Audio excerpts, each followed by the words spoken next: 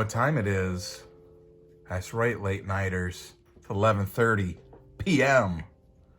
It's time for the better late show.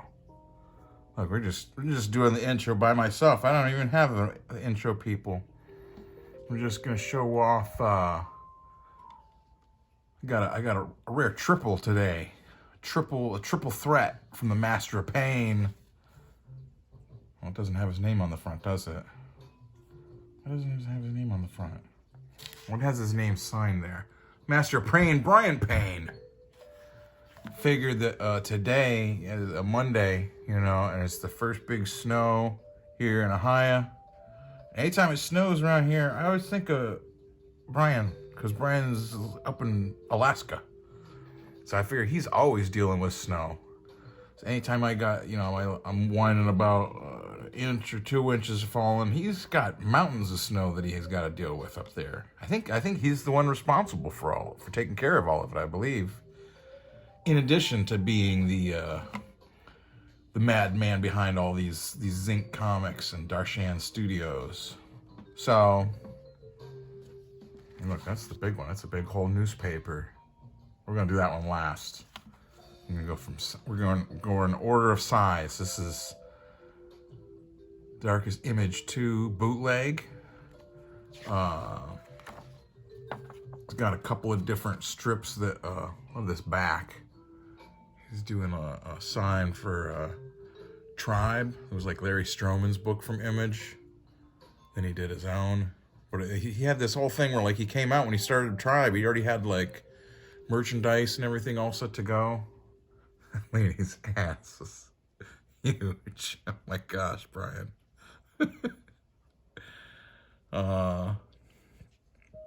She was like that in the comic too. But and I gotta show this one off that I did. Brian had me do the colors for him on this. It's like a Big Bang Comics. Shout out to the Big Bag Comics.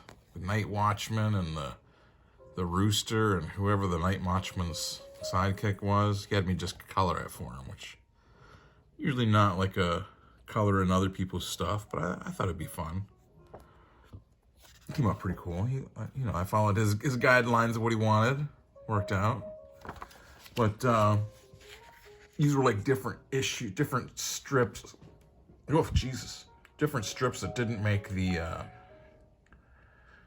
it to the final Darkest Image book fan anthology. So Ryan's just printing them himself. He's got his just kind of like different, like a different ad, a Savage Sword, a Cur.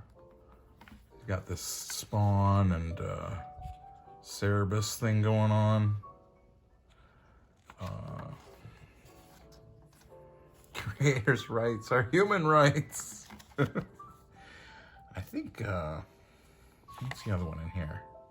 Cerebus is like talking to Spawn because they, Spawn hit 300 issues or whatever, so it's the 300 Club. I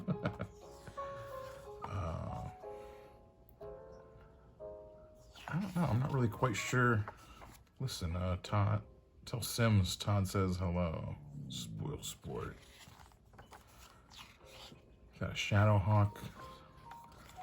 Just like a one-page Shadowhawk thing? I'm not sure. It seems like this maybe was supposed to be more. So that's, I'm not quite sure. These might have been things like he was just kind of like testing out different ideas. I'm not quite. This one, I like this one a lot. This Old Lady Voodoo from the Wildcats. Like his little Tex Avery shout out down there.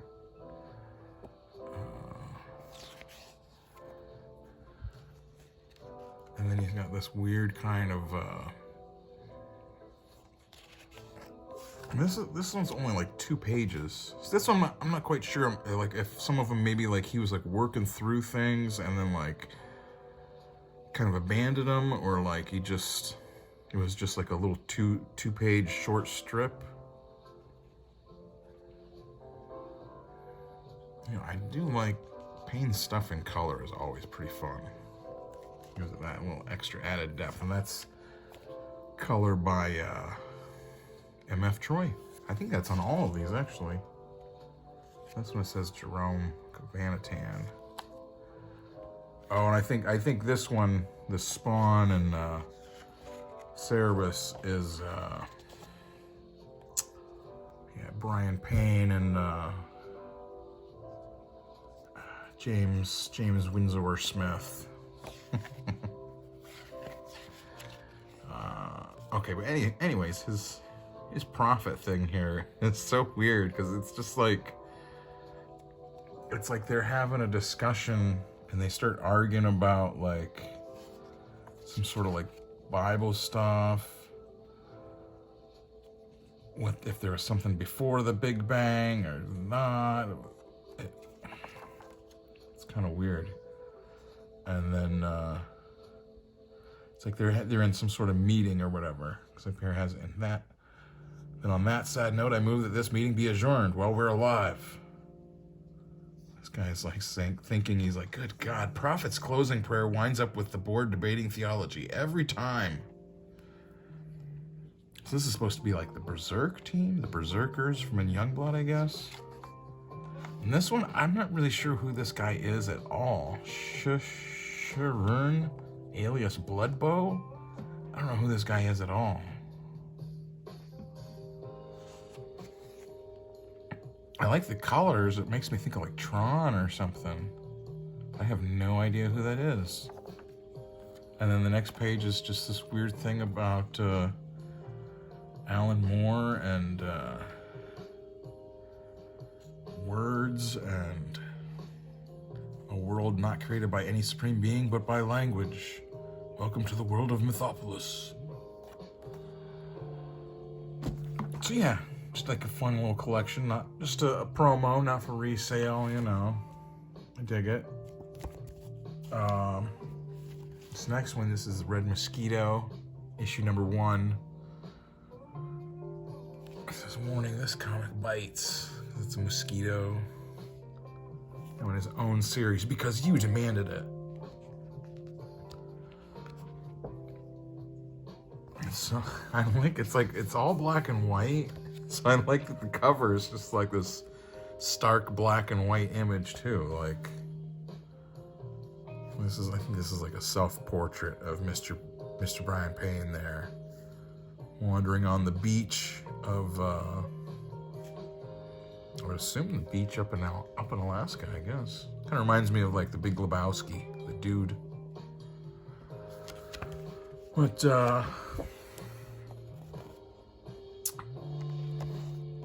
finally, the comic book you've been clamoring for, written and drawn by Brian Payne. Payne. I'm gonna mess up his name no matter what. Now come gather around and listen to my whispered secret tales. This is the Red Mosquito. This one is a real page turner. It's the only thing I didn't like. It's only these 2 pages, but for some reason he's got these sideways, 2 sideways pages. I'm never a fan of sideways pages. Like I don't like holding my comic like this. It feels like it's wrong. I'm not sure. These almost seem like they're almost kind of like newspaper strips is how these 2 pages both seem, right? There's and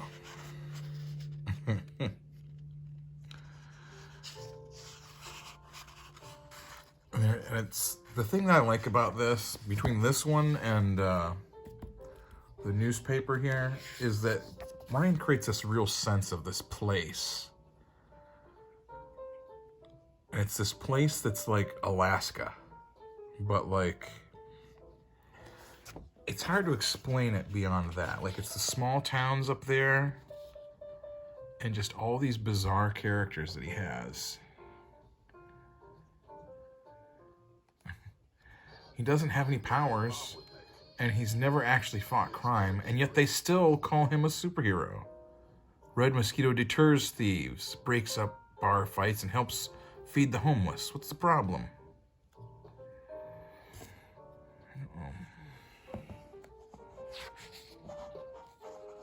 This is Pirate Radio, WKFL 90.7 AM. There's all this stuff where they're talking with the Red Mosquito on the air, and he's like talking about, you know, his being a superhero up there, and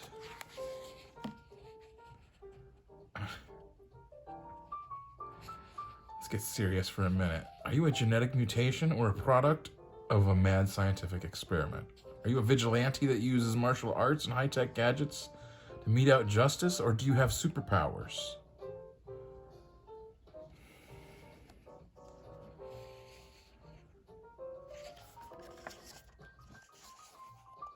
He's kind of, he says, were I to tell you my secret origin, it would no longer be a secret, now would it?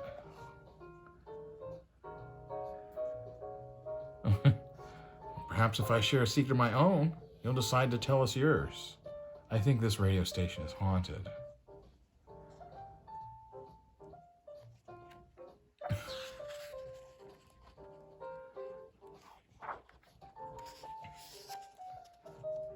There's just all this. Is this the one where it's, yeah, it has this bit where his car, like, he just drives like a normal car. Like, I think that's so silly. Like, he's just got like a normal, like, 4-door sedan, and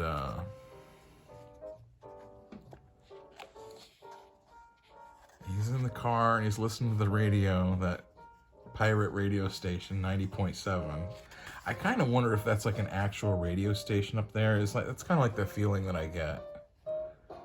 That a lot of this is sort of like meta for like the people up there around Brian Payne that read comics.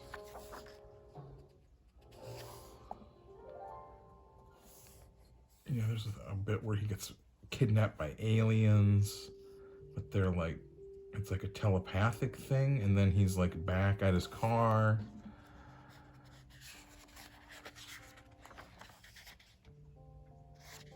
And Saberwolf, this one just seemed kind of like, this one it seems like is in the newspaper too. It's another of these characters that's up there kind of interacting. Yeah, well, he's he's talking with the Mosquito. He's like, there's still a warrant out on you, bug. A dowel rod, really? Are you planning to club me like a baby seal or challenge me to a game of stick pool? Either you come with me without a fuss, or I can drag you to jail kicking and screaming. It's entirely up to you, Skeeter. Skeeter.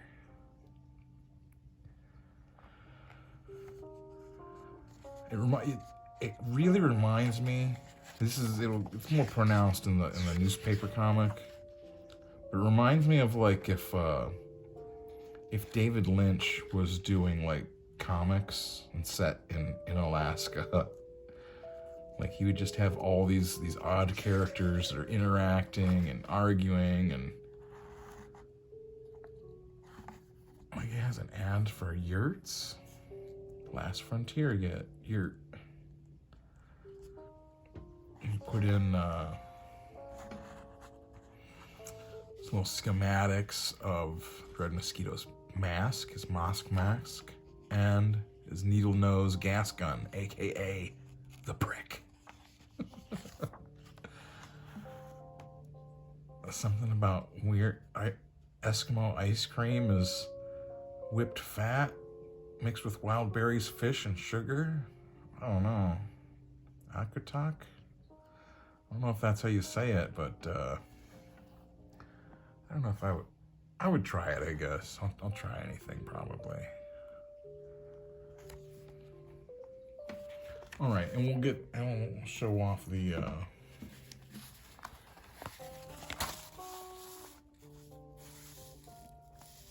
newspaper size, right? I'm digging it. The tragic hero. This is issue number 2 of the Midnight Sun.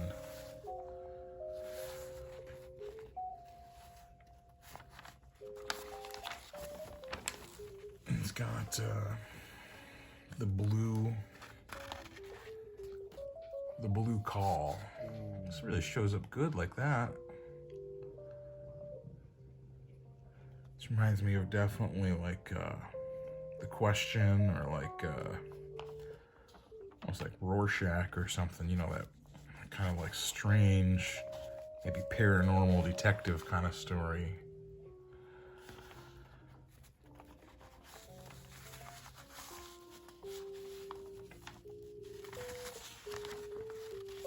Yeah, this guy, he's trying to solve a crime, a murder, you know. And it goes to a story about this character, Major Arcana.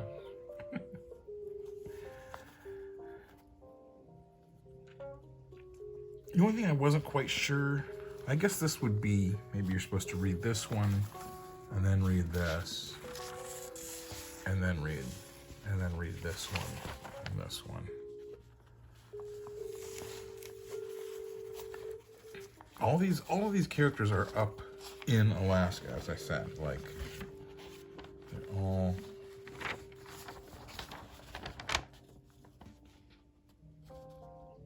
I guess this is more Major Arcana. There's a whole thing where he gets kidnapped and he's put in this weird, kind of like a maze or something. I'm not quite sure how you would describe that. But, Midnight Agents? Seems to be like a lot of things to do with masks. A lot of characters wearing masks, which I always find masks interesting. The masks we wear.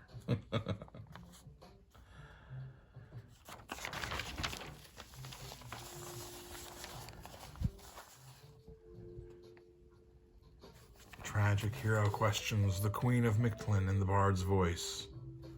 Shall I believe that unsubstantial death is amorous, and that the lean, abhorred monster keeps thee here in dark to be his paramour? The Lady of Shadows answers, mine is the power of life over death. Kneel before me and plead for my mercy. With a theatrical flourish, the Greek tragedian, I don't know how you say that, reacts, behold the might of my sword. And this is, the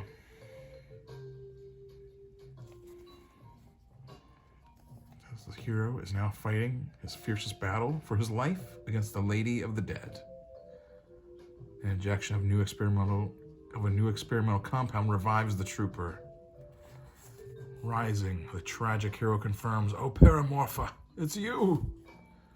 He continues, "I dreamed I was dead, but it was more than just a dream. Your afternoon tea was laced with cyanide," she explains. "Welcome back to the land of the living." Dun, dun, dun. This is one thing, Brian's been doing these comics. These are all like pretty recent. Like I think the oldest, this one says it was originally published in 2016. Yeah, copyright 2016 by Brian Payne. The Red Mosquito is from 2018, and DI-12, DI-2 is from last year or a year before. But he's been doing comics for 25 years, for over 25 years, turning the ink into zinc for over 25 years. And he's worked alongside some of the greats, you know, like I've gotten a chance to like talk with Brian before, where, you know, he's just discussed some of his time, like he used to be in Chicago and Colorado, all sorts of different places. And he's got just a million stories of doing the way they printed comics back then, the way, you know, making copies of stuff, all kinds of... It's a lot. So, wanted to just, for my indie creator, a spotlight shining on the Master Payne. I love that's a good image. That's a good silhouette. And we'll put a link. I think Brian's got like a Patreon right now. He probably puts up new comics, new strips and stuff. I'll leave it on that because that looks pretty cool. I'll put that down below, and the link to his, his thing, his social media stuff. But that's it. Just want to have a short one. Just a short show tonight. It's Monday. Hey, we all know what Mondays are. We all know, thanks to everyone's favorite kitten, Garfield. We're against Mondays. All right, well, that's me. That's your doctor, friendly neighborhood Dr. Ben, signing off for now. I'll have another show up for you tomorrow night, another review. Same bat time, same bat channel, 11:30 p.m. Eastern Standard Time. Till then, oh, you know what? Let me show you. I'll show off this thing real quick. Where is it? Almost done with the next issue of, or next episode of, just calm down. I'll take off your restraints of Relaunch. Just I gotta put in the background here, some other stuff. Drawing a bunch though. Drawing a bunch. Really happy with how the girl with the skull face looks. Love her. My baby. All right. Well, that's it. I'm checking out. Go check out Brian Payne, Zinc Comics. Go get some of his stuff. Follow him. I think he's on Instagram, on Facebook. You never know where else he might be. Maybe he's on TikTok. I don't know. I don't know anything about TikTok, so I don't know who's on there. Maybe Brian is, maybe not. Maybe you can only get his comics printed on paper. You never know. He's a master of the pen, a master of Payne. Brian Payne.